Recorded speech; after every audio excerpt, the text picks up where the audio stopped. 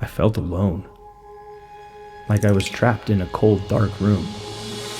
I will be the last to fall. It seemed as if I felt a ray of light. I won't shed a tear for them to see. Be metal and stay metal with consistency, continually choosing to make choices for a better future. Fortitude, having courage while overcoming obstacles. Grit, perseverance of effort combined with passion while working towards being better today than you were yesterday. Once I broke free, I never intended on going back. But I had made a promise that if I ever found my way out, I would return and fight to liberate those still trapped inside.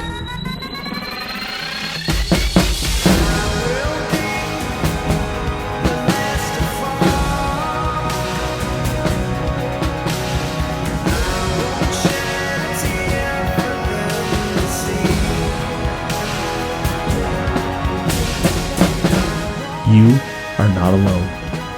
Rest assured, I will be the last to give up. These are metal-minded individuals, and these are their stories. You're listening to the Metal Mentality Podcast. Now, here's your host, Preston Ewell.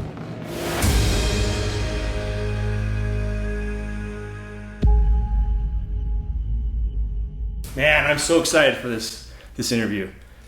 A couple of months ago, I came across an individual on LinkedIn, this gentleman right here, Jason Van Camp. The guy with the beard. The guy with the beard. And said, do you know him? You guys both served in the Army. And I was like, no, I don't know him. But I was like, I looked at your profile, and I thought, this would be a cool guy to talk to on the podcast.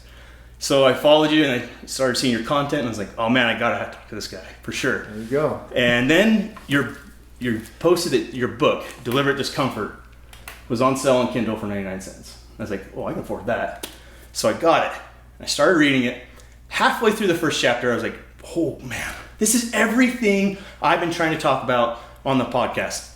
In this first half chapter, I was like, this is it. This is it. I was like, I don't want to just interview this guy. I want to work with him. Whatever he's being a part of, I want to be part of. I want to do it. I'm in. I'm 100% in. So if you listen to this podcast, get this book, Deliberate Discomfort by Jason Van Camp, because it will change your life. It's a game changer, man. So we're going to talk a little bit about this. We'll talk about you. You've accomplished so much in your short time in this life, and it's fascinating the things that you've done. So you went to Army University, right? West Point. West Point, yeah. Yeah, and you played football for them. Yeah, and then after you graduated there, you commissioned, went on to become a Ranger. U.S. Army Ranger, a Green Beret, and you've got some fascinating stories. So I got a lot of stories. I definitely got a lot of stories, man. And that's the one thing I love, stories. And Me too. I love telling stories, and I love hearing stories. And that's kind of the whole point of why I interview everybody on this podcast, is there is value in stories. And I think if we listen to these stories, there are gold nuggets of information lying in there, and there's tools and resources that we can pick up to help ourselves become better individually and just grow. And I recently, in the past couple of years, have become all about personal growth. Yep. And I know that you're that too. So where does this passion you have for personal growth come from? Well, first, let me say this. Thanks for having me on the show. Oh, no, it's my pleasure. Thanks for the amazing introduction. I'm glad that it appears as though I've got everything together. Right? I'm a work in progress, man. I'm trying to do the best I can. And you're right, man. You sent me a message on LinkedIn in one of the posts I had, and I read it, and I was like, "This is an incredible post, a response to what this guy like. This has really got my attention. I want to talk to this guy. He's in Utah. I want to bring him to the team, And you were telling me later, as we became friends and got to know each other, you spent a lot of time kind of putting that message together, choosing the right words, running it by your wife, and she's like, oh, just send it already. And you sent it, and it was so well articulated, so well put together that I was like, man, I got to meet this guy. And here we are. Yeah, and so thank you for having me on the show. And this show is amazing. I mean, you're crushing it. Thank you. Thanks so much. appreciate those kind words. And I will admit, I was like, not only I don't work for this guy, and I wrote it down. How can I make this happen? How can I show Jason Van Camp that I have value to add to Mission 60 right here? Yeah. I was like, how do I articulate that? What is unique about me? I wrote it down. Yeah. And I thought about it, and that was not how I thought it was going to happen. I thought it was going to be a long process, and so I'm glad we're on that same page. It's just stuck with me. I've never done that before, but I was like, man, this guy, something special about this guy. I need to meet him. Yeah. I need to meet him. I thought the same thing about you. So I used to got kind of a little crush on each other or something like that. There you go. We got man crush. Man crush Thursday, right? But your question was, how did self-improvement become a passion of mine, right? I think when you start to see results, when you start to realize that you don't have all the answers and that you can change your mind, and that people can help you to discover a better way of doing things, a better path, it was sort of an epiphany for me. And I said, well, wow, let me hear more of it. Let me digest more. Let me take in more information and more data so I can make the best possible decision I can. Because when you're young, you think you have all the answers, and then when you get a little bit older, you realize I don't know anything, right? And that's kind of where I was, like at a point where I thought I was smart, but I'm not. So let me learn, just like Shakespeare said, you should have gotten wise before you got old. I think that's from Hamlet or King Lear or one of those. And so that's kind of where it came from for me, is the realization that I was weak and I wanted to become strong. Was there an event or a catalyst for this to happen, or was it like a work in progress? Like you said, it was an epiphany. Like, talk to me about that moment where you're like, oh wow, what happened? Okay, so there wasn't necessarily that one epiphany moment where I was like, oh my gosh, it was a build up to that. And I think the moment that you're kind of alluding to, that you're looking for, is I was on an LDS, Church of Jesus Christ of Latter-day Saints mission to St. Petersburg, Russia, in that general area. I was 19, 20, 21 years old. And I was up in a city, it was the northernmost city that missionaries were allowed to go to. It's called Petrozavodsk, called Petra. And it was pretty close to the Arctic Circle. I loved it there. It was awesome. It's fantastic. I love that city so much. And one of the moved into this new apartment. One of the former missionaries had left a cassette tape, and it was a cassette tape of a gentleman named Frank William Abagnale Jr. And he was giving a speech, and I believe it was actually, oddly enough, a speech to the Air Force Academy, and he was talking about his life. And this guy was known as one of the greatest con men in the history of the world. As a teenager, he impersonated a Pan Am pilot, flew all over the world. He cashed false checks all over the world, made millions of dollars. He then conned his way into becoming a lawyer. He conned his way into BYU and was a professor there. He conned his way to being an investment banker. He eluded the FBI for years and years and years. They finally caught him, and they sent him to prison. He became the first, not only the youngest, but the first person to ever escape from that prison. Caught him again, threw him in prison. Then they realized this guy is so smart that we should bring him to the FBI. And so he's been working for the FBI ever since, and he kind of got his life straight. And he was giving this speech, and I was like, my mind was blown. I was like, imagine, if you just believe in yourself and you just try, the things that you can do, right? This guy didn't know anything about flying airplanes or being, he was also a doctor. He didn't know anything about being a doctor, but he was able to be that, to do that for a long time. And, later in life, I met him in person, and we gave a presentation together. It was one of the proudest moments of my life. And talk with him, sometimes you meet a guy you've looked up to for a long time, and you're hoping he's a cool guy. Sometimes they're jerks, and it just kind of really impacts your heart. But Frank was an amazing guy. We totally hit it off. He wrote a testimonial for Deliberate Discomfort. And so I think listening to that speech for the first time sitting in this grungy apartment in Petrozavodsk, every day at lunch, I put that tape in. It was like a 30-minute presentation. I just listened to him. And I mean, like, wow, man. It wasn't so much that he was a criminal, but it was the fact that he was, at a young age, able to be more and achieve more and do things that, you know, I didn't think were possible. And having that mindset of anything is possible, I thought that was really powerful. Mm. I guess that was that moment for me that that made me realize that I'm not where I want to be, and I need to figure out how to get to where I want to be. Mm. They made a movie about him, right? Book is fantastic. It's called Catch Me If You Can. The movie is called the same. Leonardo DiCaprio is in it as Frank, mm-hmm. and then Tom Hanks is the FBI agent that chases him. Mm. So make sure to put a link to that, find that video on YouTube, Ammon. Yeah. We'll put that in the show notes.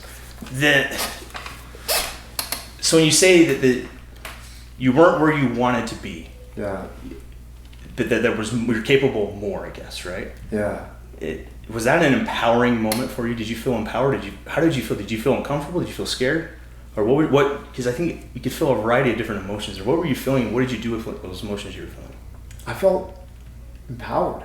You know, I have new knowledge that I believe in, that I know to be true, that I can do more, I can be more, and what I didn't even think was possible before is now possible, right? And so that's when I was like, I want to hear more about self-improvement, not just from Frank, but from other people.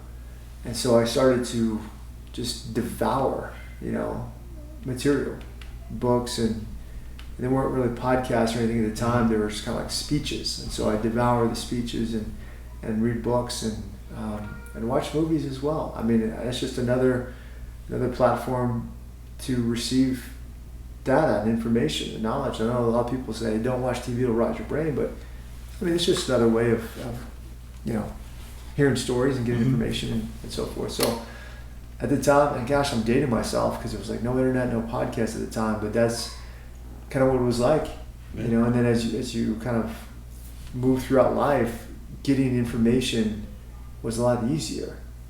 You know, and then you have other mm-hmm. problems with that, like information overload, like analysis paralysis. What am I going to do with all this? How do I even digest all this stuff? But I like to read books the old-fashioned way, like just a hardcover book. You know, like I have a number of them sitting on my nightstand. I read, you know, every night. That's what I like to do. You know, audiobooks are cool when you're on a trip.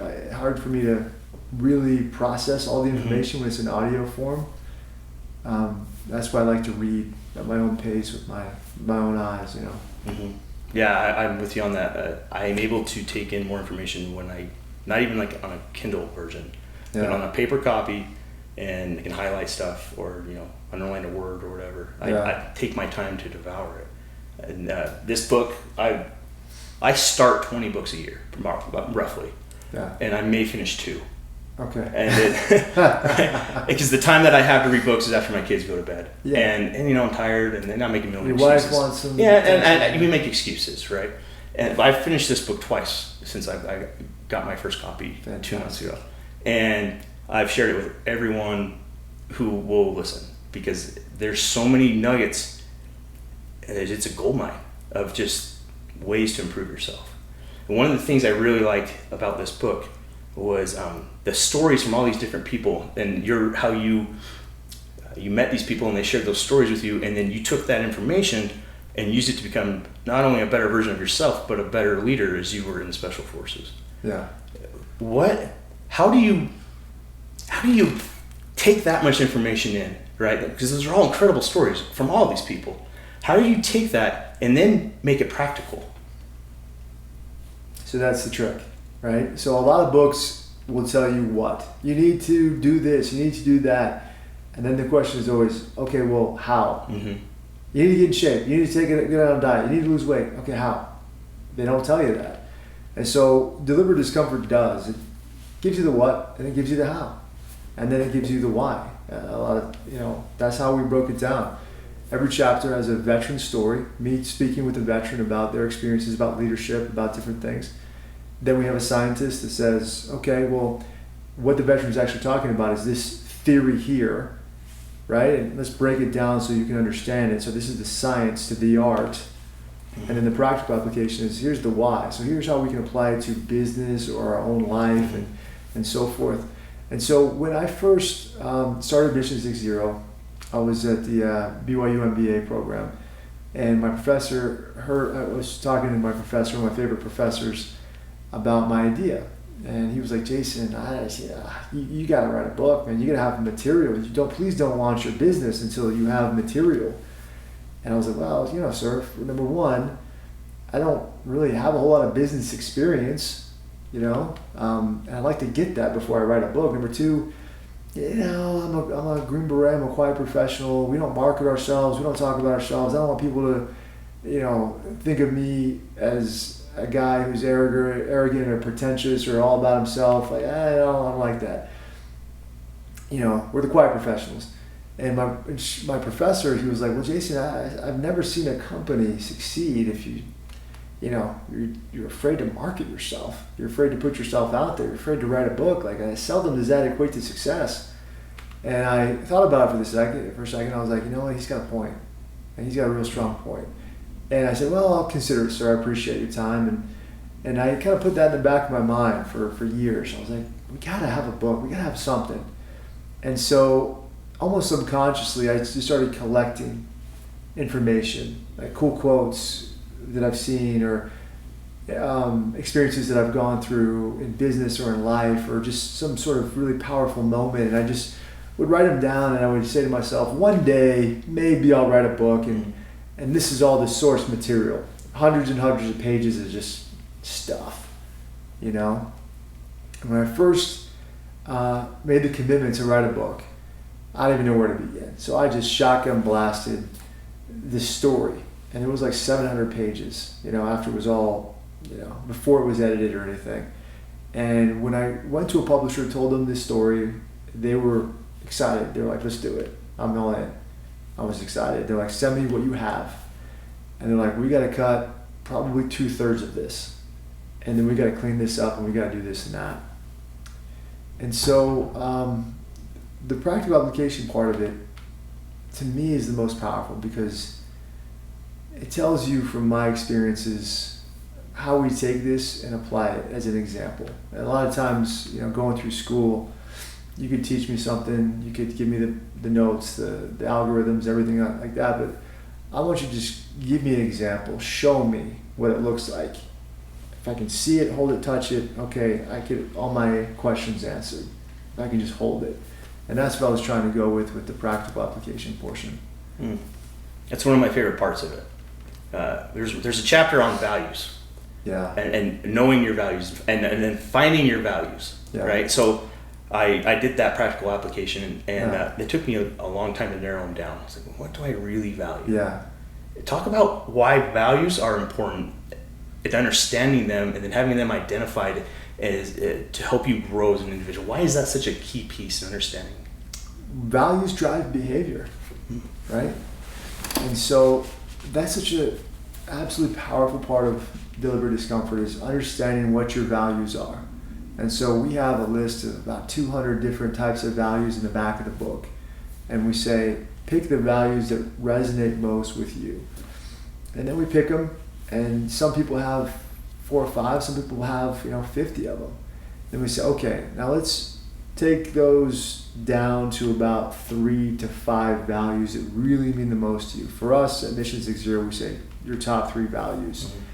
And then we say, well, that's what you believe in, that's who you are. Those are the things that you value the most. And so when you see that in other people, you vibe with them, you resonate with them. And it's important for you as a leader, for people to understand that that's what you resonate with. Those are your values, because they're like, okay, well, Jason really likes this, and so I'm going to show him that I can be like this, right? For me, my 3 values are determination, resourcefulness, and loyalty. Why are those your favorite? I try to be like that, and I pride myself in being determined. Like, no matter what, I'm going to get the job done. The last stanza in the Ranger Creed: readily will I display the intestinal fortitude required to fight on to the Ranger objective and complete the mission, though I be the lone survivor. That's always been impactful to me. I always get chills when I say that. You know, it's like, no matter what, you're going to get the job done. Jason Van Camp, I don't care what task I give him, he's going to get it done. No questions asked. Completely believe that. I love it when people think about me like that. Resourcefulness. You know, Jason, there's that old book, Message to Garcia. I'm not sure if you read it. I remember.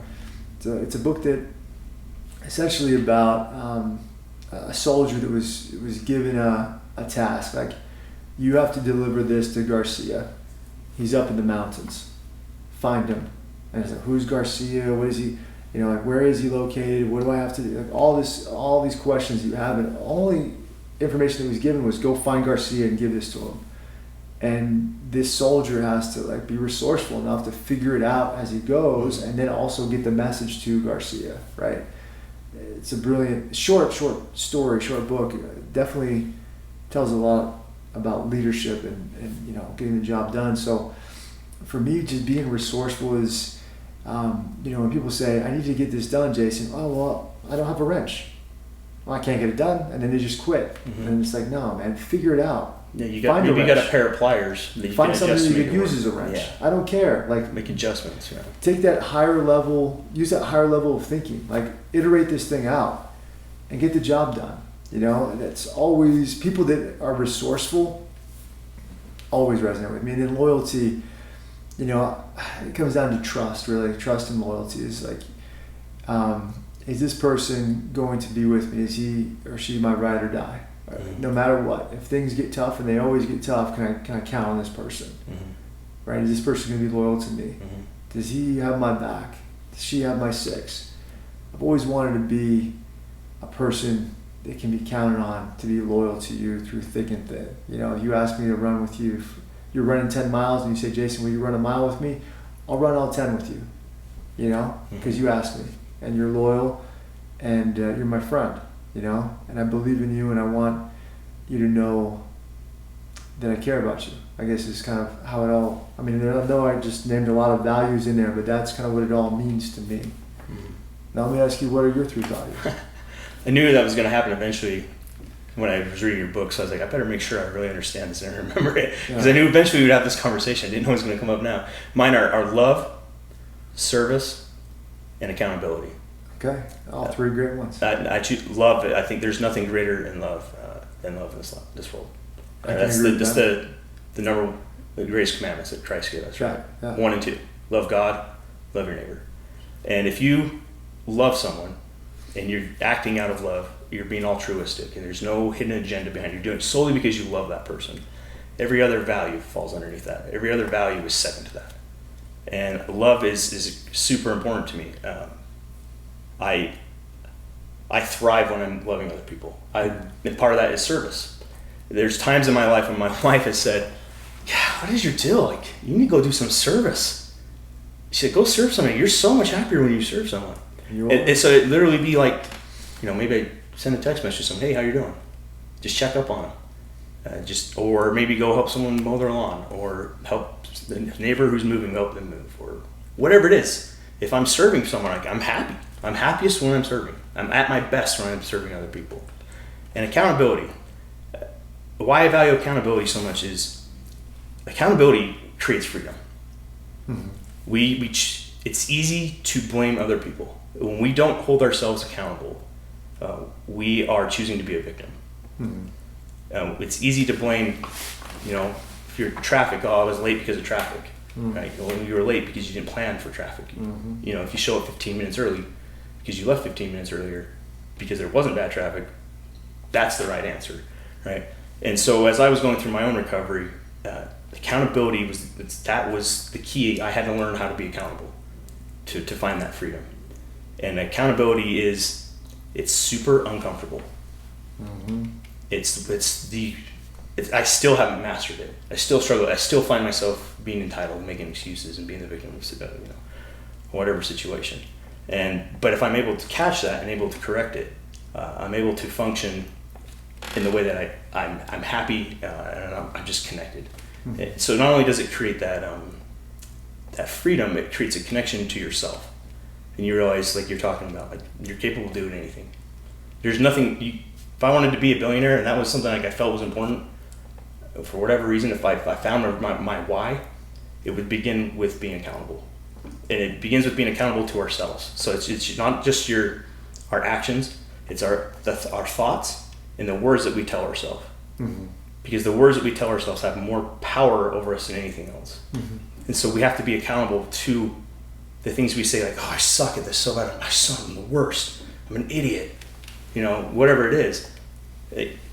When you have thoughts like that, you got to say to yourself, is that really true? Why did I say that? I'm not going to do that again, right? That's where I think change within yourself begins, is with accountability, and that's why I value it. I love it. That's fantastic. Love, accountability, and service. And service we talk a lot about in chapter 6 of the book, the trifecta of happiness. So I totally agree with you that you're happiest when you serve. That's just how we're built as humans. You know. I know it talks a little bit about the science side of why serving is important in this book, but your body releases oxytocin. That's right. Which is the hormone that we release it's the bonding chemical, right? When you're holding your child and they're newborn, the reason why you're so close to them, you'll die for them, you do anything for them, is because your body has released oxytocin and you have a bond with that person. And it goes along with what your values are saying too, like trust. If you trust someone, you have that chemical bond to them and you'll do anything for them. Yeah. You won't do anything that would harm them or put them in danger or devalue them for what they have to offer. And I don't know where I was going with that, but I liked where you're going with that. I lost my train of thought. Well, next question. Next question. Yeah. So, another thing you talk about in this book, I think it's chapter 10 or 11, is with writing your own creed. Oh, yeah. So that's chapter 8, I believe. Chapter 8, okay. And Flo Groberg shares his story in that. If you don't know Flo Groberg, he's just phenomenal. He's a Medal of Honor recipient. He jumped on a suicide bomber and saved people's lives. Yeah. Right. And it talks about the values that he had that allowed him to do that without thinking. It was just like muscle memory. That's just what you do in that situation. You jump on the bomb to save everybody else. That's right. And the values that were instilled in him were found in that Ranger's Creed you talked about. That's right. And it's important for us to write our own creed for how we will live our life. And so like every branch in the military, and I know especially in the Army, since we're both Army, every specialty you go to has a different creed, right? I call it a specialty, whatever you want to call it. Every next level, right? You start day one. When I went to basic training, they made us memorize the Soldier's Creed. And I was like, man, I'm totally being brainwashed. And then I realized I am being brainwashed, and I love this because it's instilling these values inside of me. And I allowed that to happen. And it's something, I am an American soldier, is the first line. That's part of my identity, right? I'm a warrior and a member of a team. What team am I part of? Well, I'm part of the Army. I have my family. Work with you in Mission 60. Like, that's my team. You know, as you go through those things, you have your creed. It allows you to, a guideline for a way that you're going to live your life. That's what I took away from it. What are your thoughts on that? Why is that important? Yeah, it's a great way to describe it. A guideline for the way that you're going to live your life. It's always important to put it on paper because you actually can see it and kind of almost feel it when you put it on paper, and you can turn it into your own and just be creative with it. I know people do it personally, and that's what we really emphasize and recommend. You can do it for your business. You know, you can do it for your family. I know some friends that have their family creed on the wall of their house. Like, this is who we want to be as a family.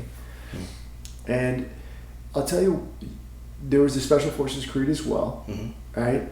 But the Ranger Creed always spoke the most to me because we had to memorize it, and before we ate food during our first phase at Ranger School, we all had to do 6 pull-ups and then recite the creed, all of us, to perfection. And if we missed a word or stumbled or stuttered, start all the way over at the beginning after we got a smoke session, right? It meant that much. And so when I was going through hard times in the military, in combat or in training, I would often go back to the Ranger Creed and just recite it in my mind.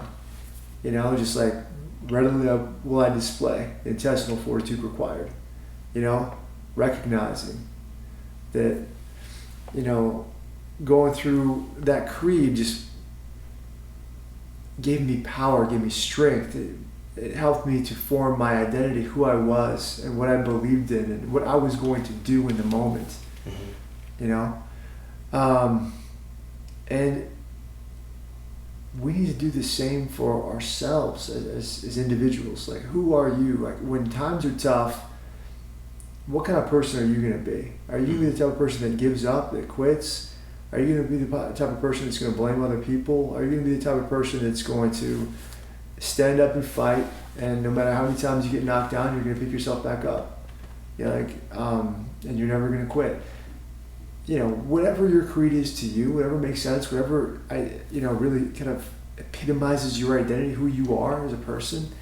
And it doesn't have to be long, you know, it can be a few sentences or, you know, even just a few words if that's what your creed is to you. It's important to establish that so you can fall back on something, a tool that you can use to help you push through hard times and to really define who you are. So whenever you're faced with a decision, a dilemma, you can go back to your creed and say, well, this is who I am. Does this fall in line with my values, with my creed? And if it doesn't, then it's an easy decision. Mm-hmm.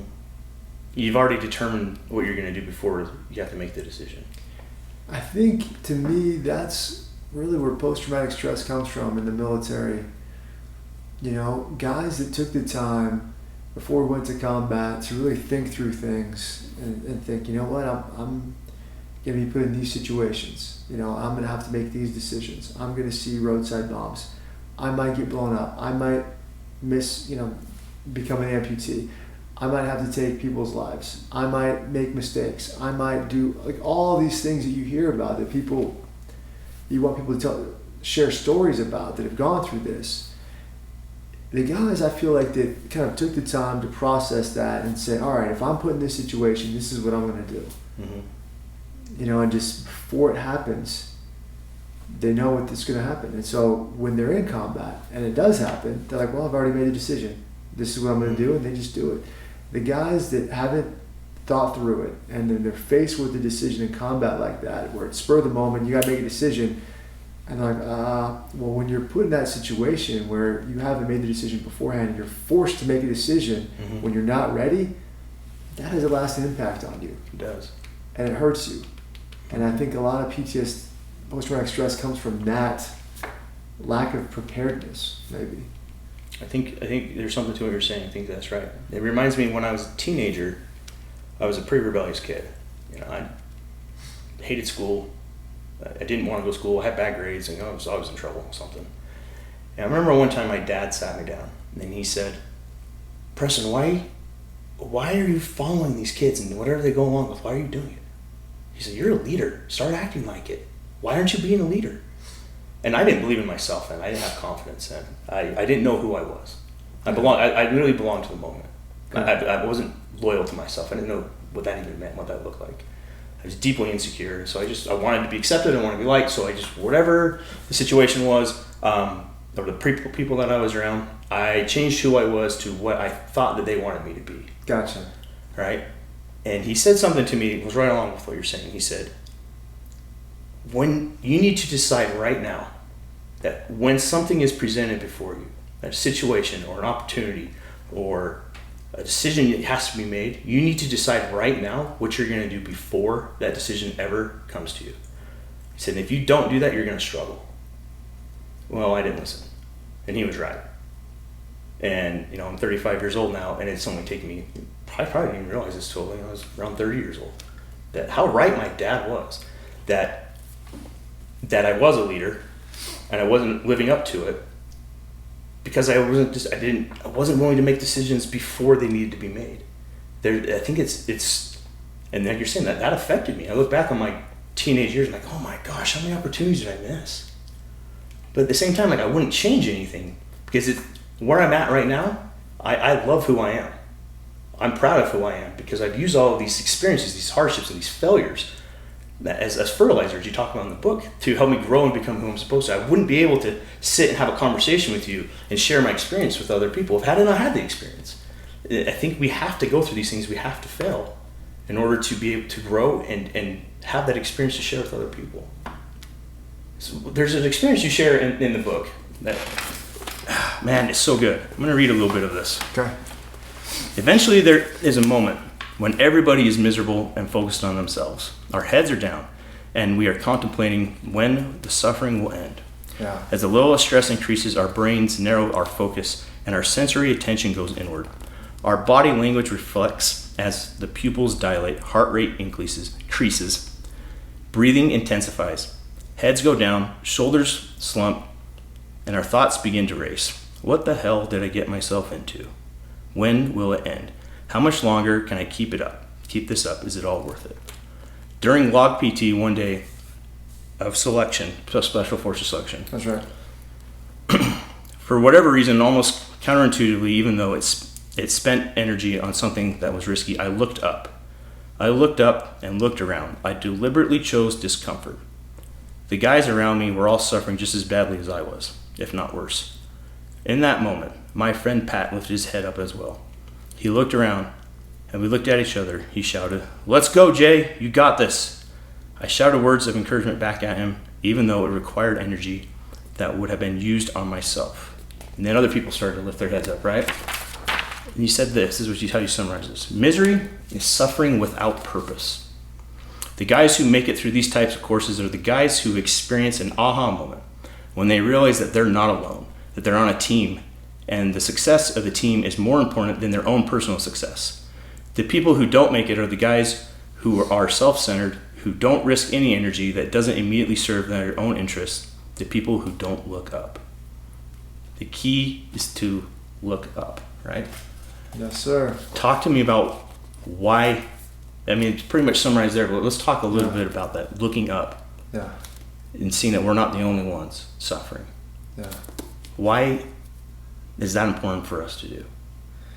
I think that was a huge epiphany moment for me in my life, because I've been on a lot of teams, right? And I always enjoyed the journey of the team more than I enjoyed winning a championship.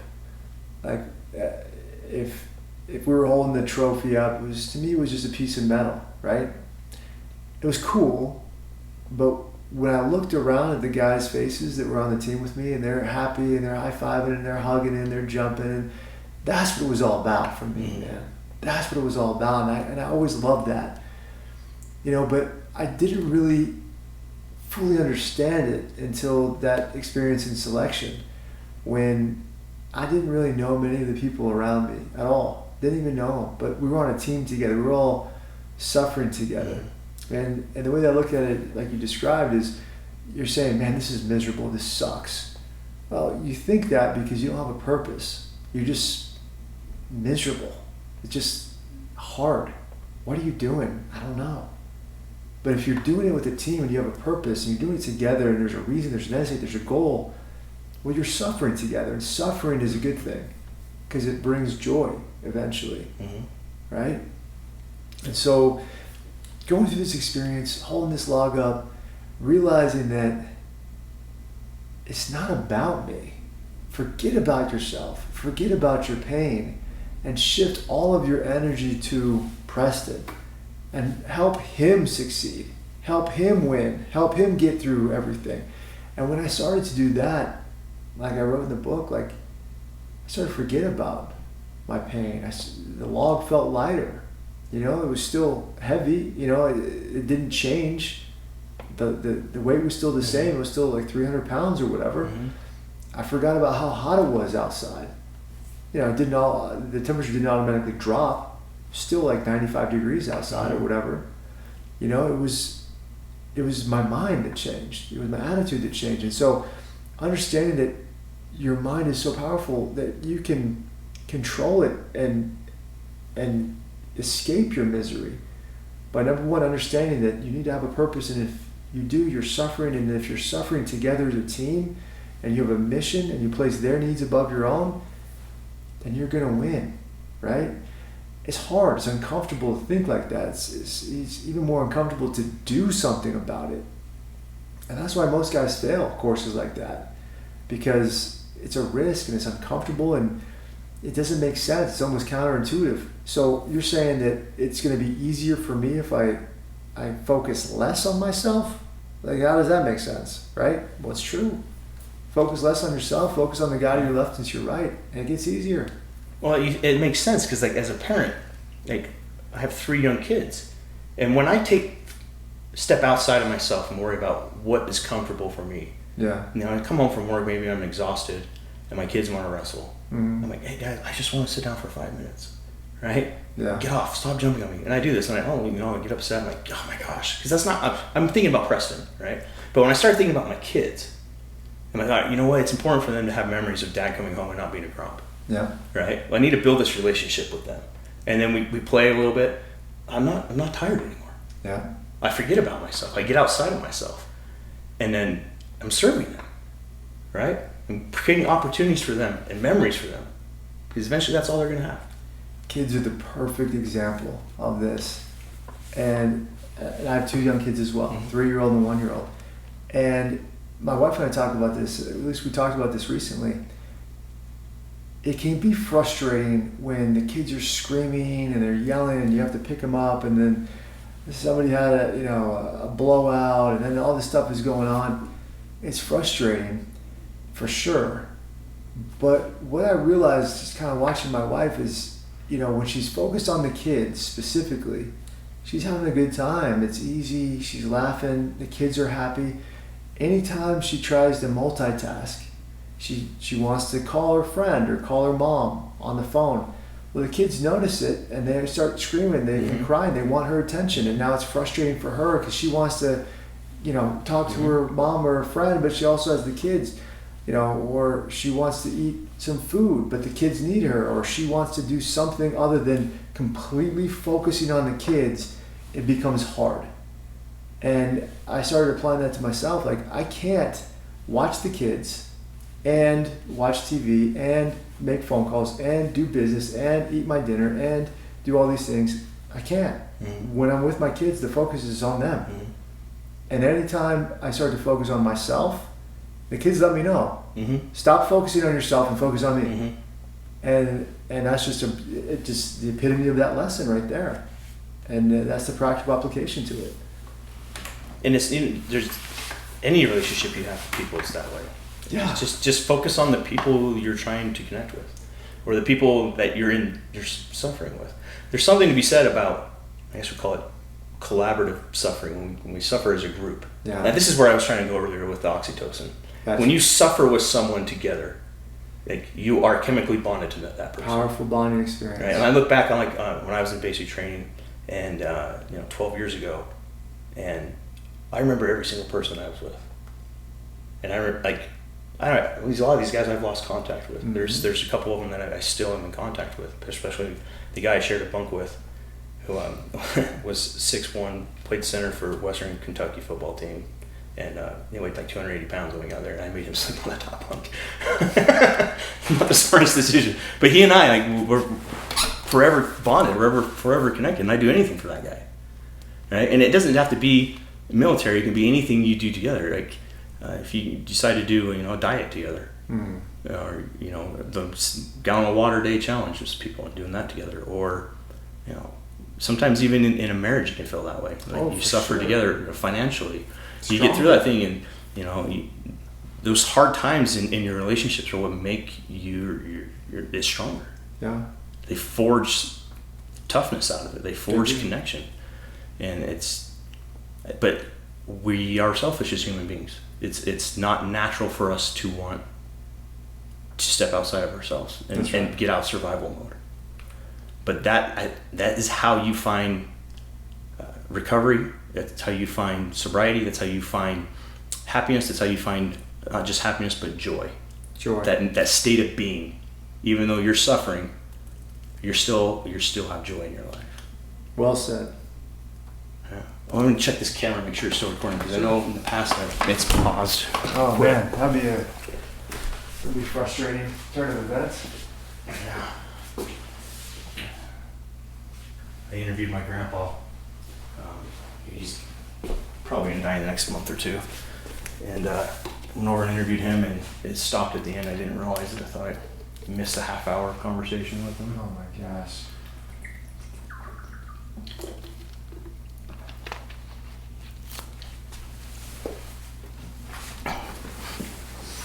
Where else? Where I lost my train of thought. No worries, man. We've been talking. It's been good. It's been good, man. I enjoy this. Leave that there. All right. Well, Even though Frank Abagnale was kind of a hero of mine, I always feel weird because he was the con man. He was a, so I don't want people to associate with me being the con man or having a hero of my having a con man be my hero or anything like that. But he just made an impact in my life, He's a cool guy. well, it doesn't matter what the circumstances are someone comes from. How often do we make sports and athletes our heroes, right? Yeah. And then off the court, they're actually like pretty terrible people. Yeah. They're not. We idolize them because they play basketball, right? We should idolize or just look up to the people that do something good in the world, right? And it doesn't matter if the guy was a criminal before; it's what he did with himself afterwards. He's sharing his story and making using his mistakes as a way to teach other people.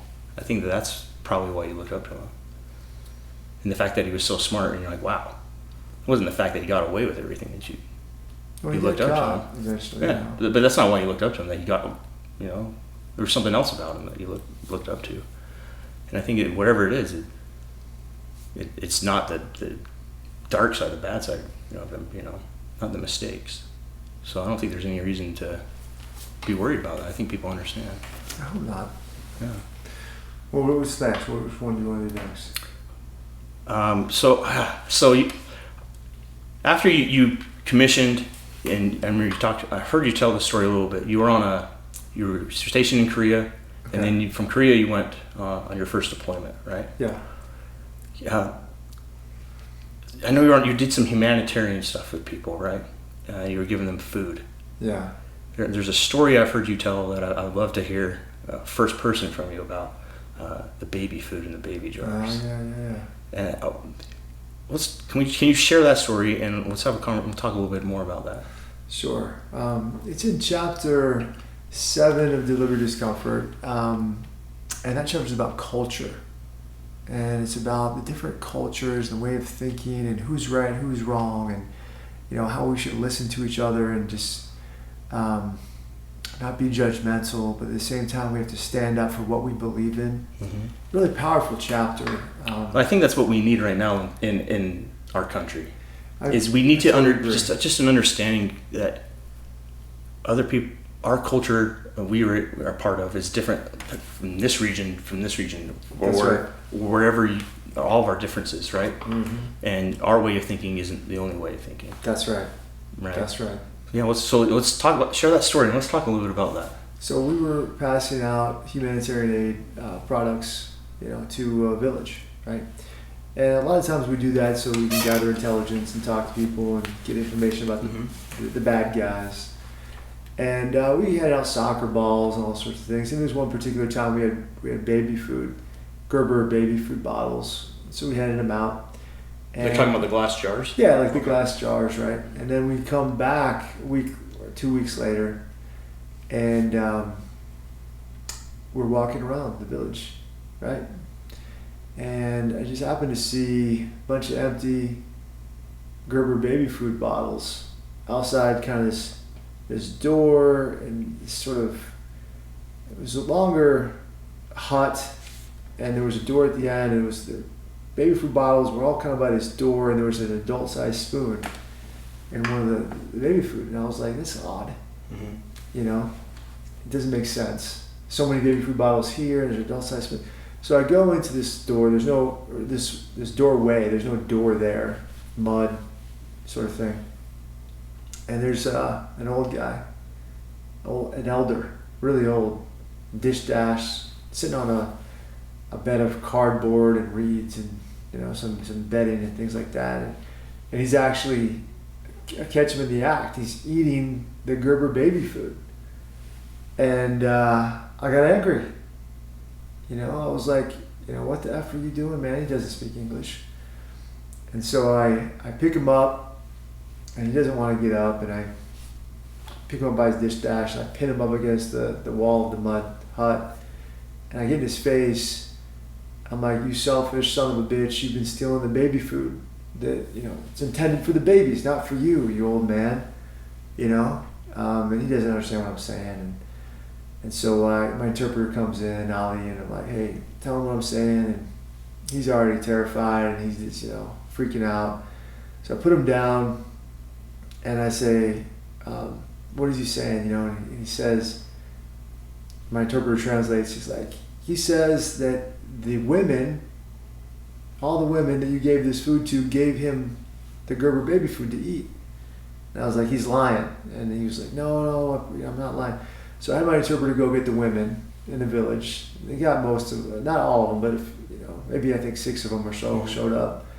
And they were afraid what was going on. And I calmed them down, explained to them, this man here says that you gave him the Gerber baby food, and I know that's not true. And I just want you to tell me the truth. Tell me that you didn't give him the food. I know he's been stealing it, and we'll take care of him. And the women kind of looked at each other kind of confused, and they said, no, we gave him the baby food. And I was like, no, you didn't. I know you didn't do that. It's okay. You don't have to be afraid of him. Just tell me the truth. And they kind of talked amongst each other, and my translator kind of came back like, no, sir, they gave you the food. And I was like, oh, come on, we got to keep going through this game, this song and dance. Mm-hmm. And eventually what we found out was that these women did give him the Gerber baby food. And I asked why, and then I found out that they gave him the food because they'd rather that the elder live than their babies. And I was kind of shocked, and I said, well, you know, how would you think that? He's an old man. Like in America, when we have elders that, you know, get to that age, we take them to a retirement home, and, you know, we take care of them, and eventually they die, and we say, you know, this person lived a long and healthy life, and now it's time to kind of celebrate and put him to rest. And over there, they had a different mindset. They thought, you know, this elder is the most knowledgeable, the most experienced. He holds all of the keys in this village. We can't let him die. If he dies, it's going to be catastrophic for us. But if a baby dies, I mean, the baby's only been alive for a year or so, 2 years, well, I just have another one. But if this elder dies, this takes away decades of experience and knowledge and friendships and networking and tribal communication and the whole thing. So that was shocking to me. And I explained to the women kind of my way of thinking, how we do it in the States, and one of them spoke up and was like, I can't believe that you would do this. Like, if you really do this in the States, then you are a monster. And I was just kind of surprised at that. Wow, like I didn't really think about it like that. It was just such a huge culture shock, a different way of thinking. And who's to say who's right and who's wrong in that, right? Mm-hmm. So in that situation, what would have been the consequences if, like, you didn't take the time to understand that culture difference? Well, everything you have to take in context. Mm-hmm. You know, and we talk about some of those Middle Eastern cultural differences in the book. For example, inshallah, which means that if God permits it. And so if you're, you know, it was so frustrating and confusing for me when we would talk to our Arab counterparts, and we would say things like, all right, we have a meeting tomorrow at 8 a.m. I need you to be here. I need you to bring this. This is what we're going to discuss. I need you to prepare for it. And the answer was always, inshallah. If God permits it, I'll be there. If God permits it, I'll be prepared. And so it was sort of like taking the accountability, which is a huge value for you, out of your hands and puts it into a supernatural being's hands that you can't control. Well, my alarm clock might not go off tomorrow morning, and I'll be late. It happens. Mm-hmm. It's God's will. Mm-hmm. I might get stuck in traffic. It's not my fault. It's God's will. Or else he wouldn't have let it happen. If I'm not prepared tomorrow, it's because God didn't want me to be prepared tomorrow. Nah, man. You know, it really confounds that Western mindset of duty and accountability and, you know, right place, right time, right uniform, get it done. but at the same time, it's context, you know? I get why people say, inshallah, if God permits it. Yeah, well, if you believe in God, then He controls everything. I understand that. I'm not disagreeing with that. But what I am saying is you can control more than what you think you can. And control the controllables. And what you'll find is you can be there on time. You can be prepared. You can beat the traffic. You can do all those things because you are responsible for it. You're accountable for it. You own that. Right? I think if you have that mindset, more things get done. And that's another huge cultural difference between the Middle East and Western society. Just taking that time to understand someone else's perspective, right? And I think a lot of times we assume that our perception is truth. Exactly. Right? But after this interview, like, you know, I could leave and think like, man, that was an awesome interview. From my perspective, like, oh, this was so great, right? And you're like, man, that guy freaking blew it, man. Like, that was the one. Exactly. You know, I don't know. I hope that doesn't happen, but you know, our perception isn't reality. It's what we think is reality. Buddha said something about this, that our reality comes from as our perception. We perceive what is happening to us is reality, but is it happening to us, or are we just witnessing something happen? Right. That's a great example. I just got off the phone with a friend of mine earlier today, and he was telling me how he interviews people. And he interviews, one of the questions that he loves asking is, tell me something significant that you changed your mind about recently. And a lot of people struggle with that. Well, I haven't changed my mind about anything. When I make a decision, I stick through it to the end, and that's the way it's going to be. Well, those people, the people that answer in that fashion, he basically says, take a hike. But the people that are like, oh, you know what? I thought this way, but after listening to people or considering options or really thinking about it or whatever, I've changed my mind, and I'm going to do it this way. He hires those people in a second, every time. And I told him that it reminds me of Ranger School when we first start out, and you learn the fundamentals of ambush and raid and all this, you know, these tactics, and you find out if you're not the leader, and the guys that are the leaders, they argue about some stupid things. Like, we want the 240 position right here. Okay, well, in reality, you can put the 240 position here, or you can put it here, and you can put it here, and it doesn't contradict the fundamental laws of warfare. It's still safe. You can put it in any one of those locations, right? You don't have to argue that you want to put it here and you want to put it here, and like the Talking about 240 machine gun, right? 240 machine gun. So the mission, or just an example, we want to start off here. We want the hit time needs to be here. Doesn't matter. Who cares? As long as it falls in under the tactics of fundamentals of modern warfare, you're going to be okay, right? Just pick what the decision is and go with it, right? Make you don't have to adjustments, argue about this. And obviously there are some things that if moral or ethical that you need to argue if you really believe in them. But most of the time, as long as it's safe and it follows the guidelines, the rules of whatever you're adhering to, it doesn't matter which way you go. It doesn't matter how you start. There's 5 billion ways to skin a cat, right? And that's what I would say to that. Yeah, I like that a lot. You don't argue about the things that you can adjust later. Yeah. Yeah, you just get the ball rolling. Right? A lot of times, we're afraid to start something that's difficult because we're afraid of failing it. Yeah. All right, and we think like, oh, you make this plan, and you think about all the ways that this plan could fail. So we don't. We just drop it. Yeah. Because we don't want to fail. But we need to just start. Just getting the ball rolling, just getting a little bit of momentum going, and then make adjustments as you're going. Like when you start building a snowman, where do you start with? Right? You just take a little bit of snow, starts, and then a little more. Eventually, it's on the ground. And you're pushing it and you're rolling it. Just start. It's one of the most difficult, uncomfortable things you can do in any adventure, any venture or adventure is to start. I wake up early every morning, and like we talked about, we're doing the 60-day Total Warrior Challenge. You work out twice a day, and I've got a family that I want to spend time with, so I work out early in the morning before they wake up. And I've, being in the military, you get used to waking up early. So it's not a huge hardship for me. Mm-hmm. But at the same time, you know, with kids, sometimes your sleep gets disrupted and they cry and you didn't have a great sleep. And so every morning I wake up and, you know, I'm lying in bed and I know I've got to get up, get my shoes on and go to the gym and start working out, right? And I know that as soon as I get up, it's game on, right? Ready to go.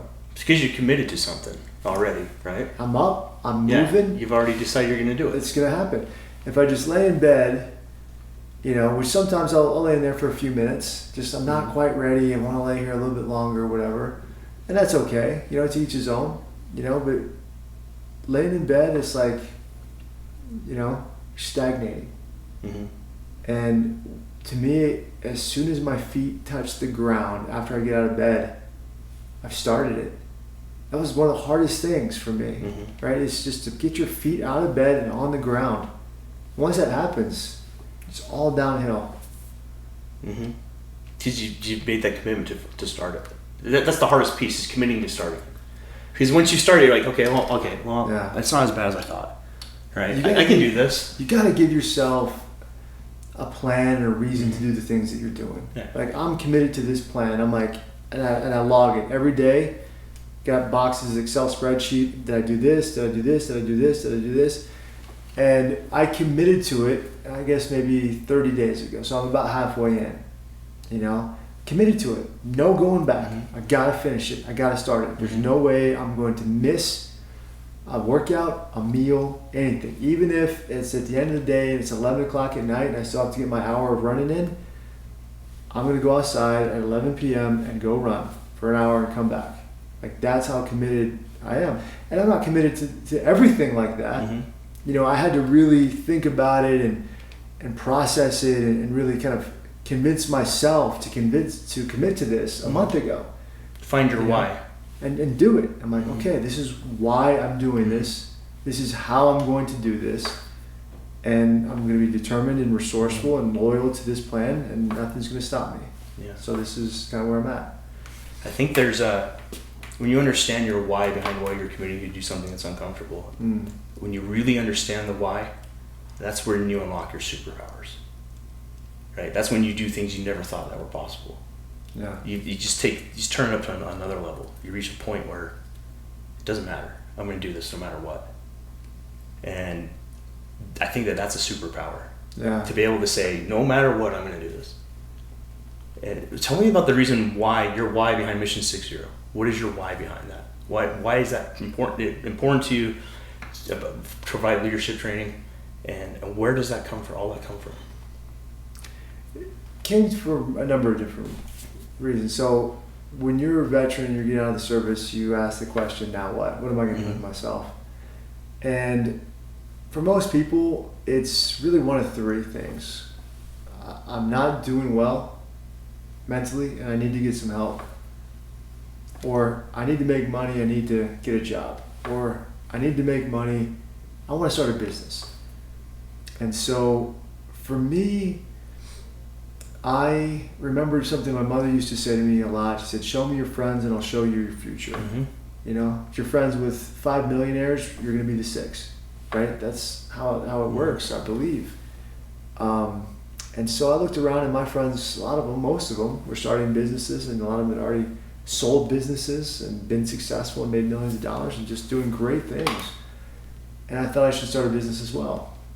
What am I passionate about? What am I knowledgeable about? And I combined what I was passionate about and knowledgeable about and turned it into Mission 60.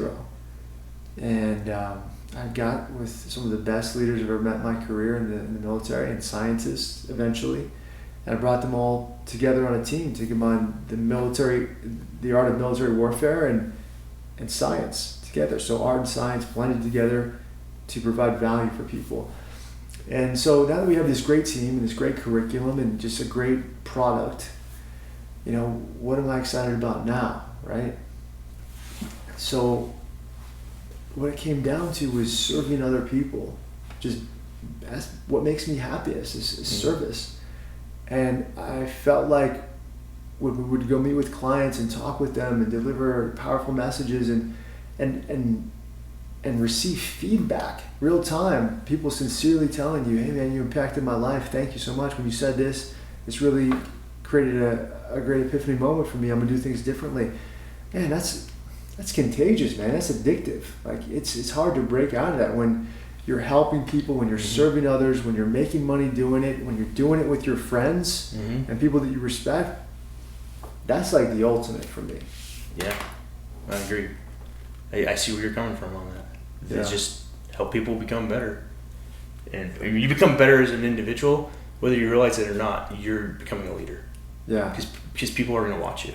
And I'll tell you this, like, looking back on my military career, there were times I was like, man, I was a great leader, you know? And then there's other times I'm like, man, I'm embarrassed at some of the decisions I made or some of the things that I said. And I remind myself, I'm like, listen, you were young and you were learning, and I still am young. I'm still learning right now, you know, and I wasn't the leader then that I am now. I'm not. I wish I was, but you know, you can wish all day, it's right? It's not possible. Yeah. You can only go forward and improve and do better.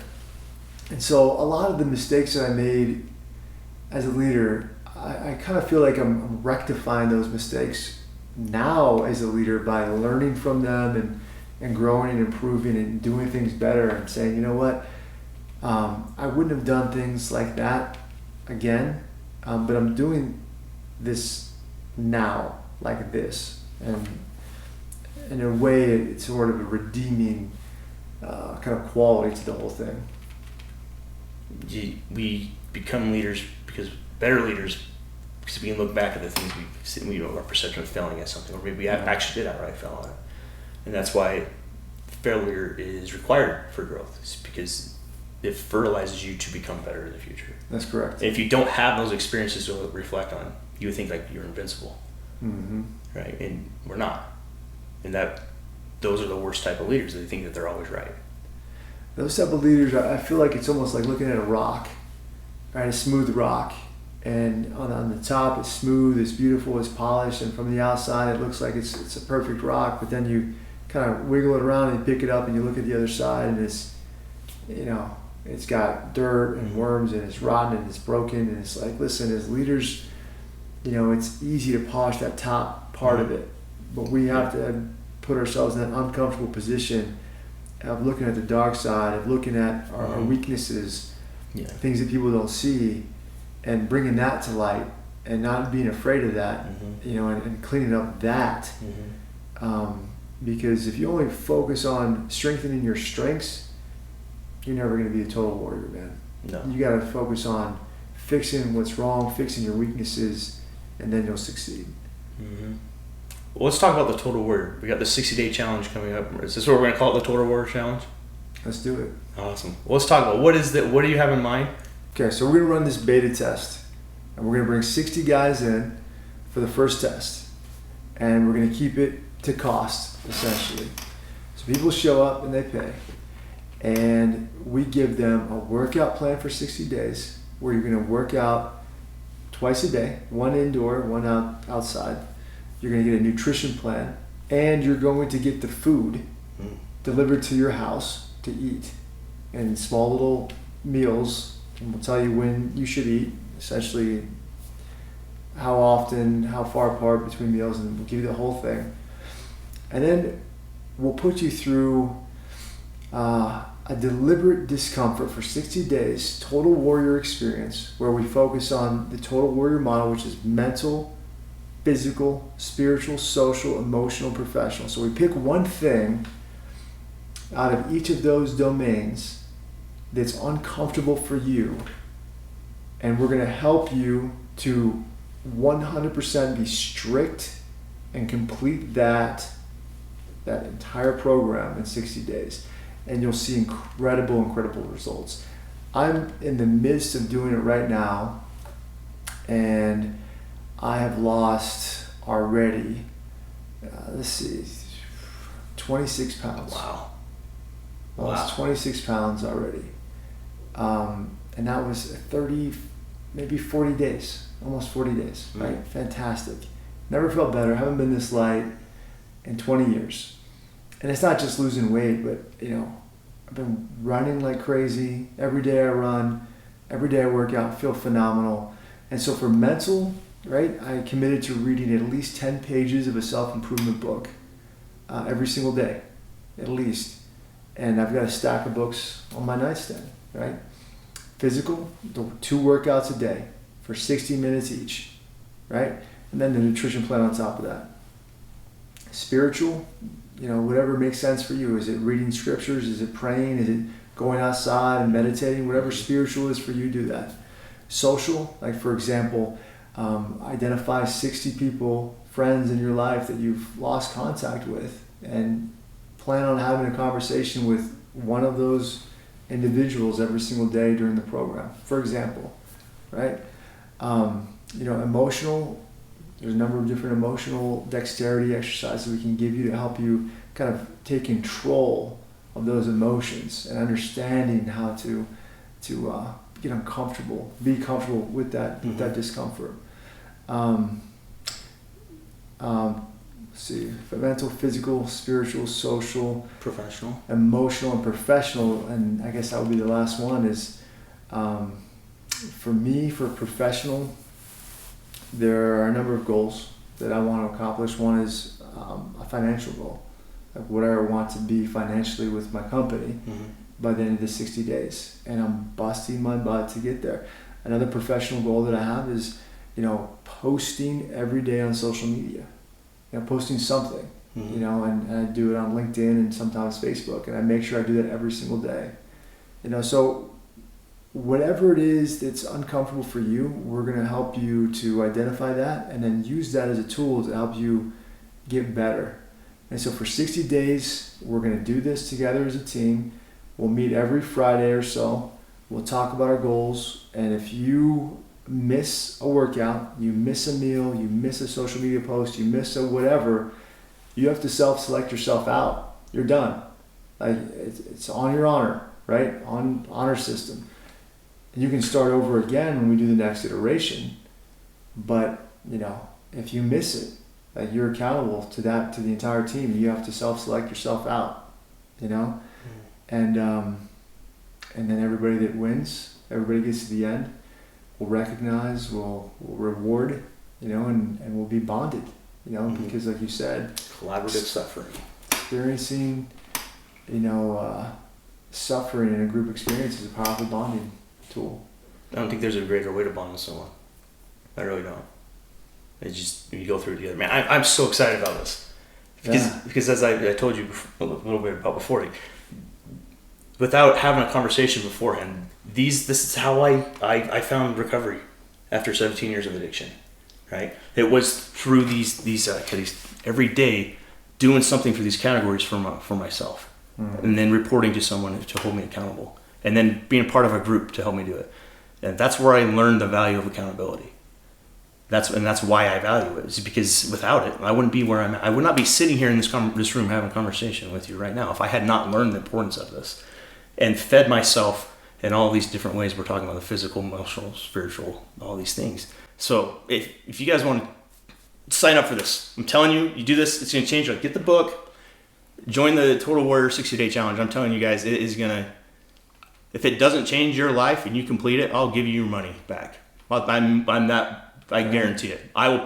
It's not cheap.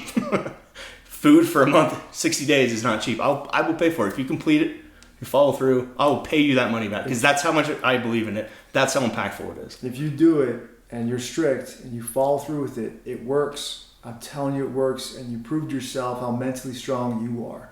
And you see results. Man, that's what it's all about. Like, you just want to see results.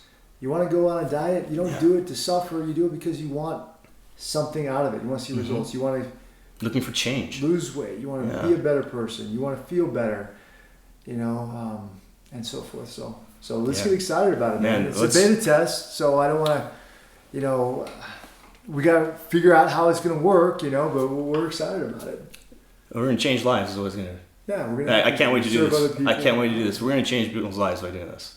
I'm so excited about it, to get to be a part of it with you. And man, serve other people in this way. Love it, baby. All right, man. Hey, I got one final question before we go. What you got? So, if I gave you the next 30 seconds that, regardless of language barrier, if I had magic powers, right? If I was Harry Potter, I could make everybody in the world hear whatever you had to say for the next 30 seconds. What would you tell them?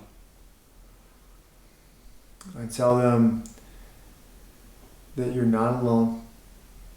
You have people that care about you, that want you to succeed, that want to support you, whether you know it or not. You're more powerful than you think you are. You can change lives, first starting with your own by focusing on serving others. Believe in yourself, believe in whatever, believe in there is a higher being somewhere, whatever you want to call that,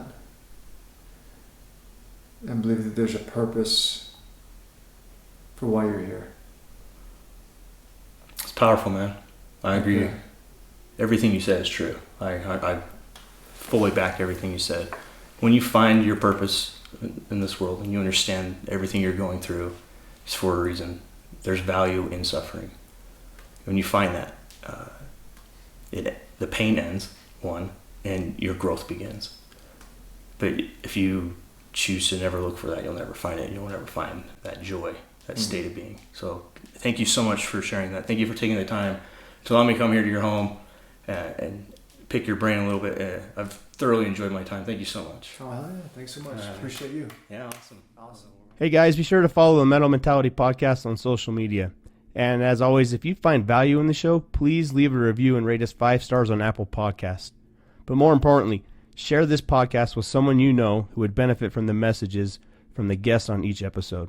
You can find us on Instagram, Facebook, and Twitter at Metal Mentality.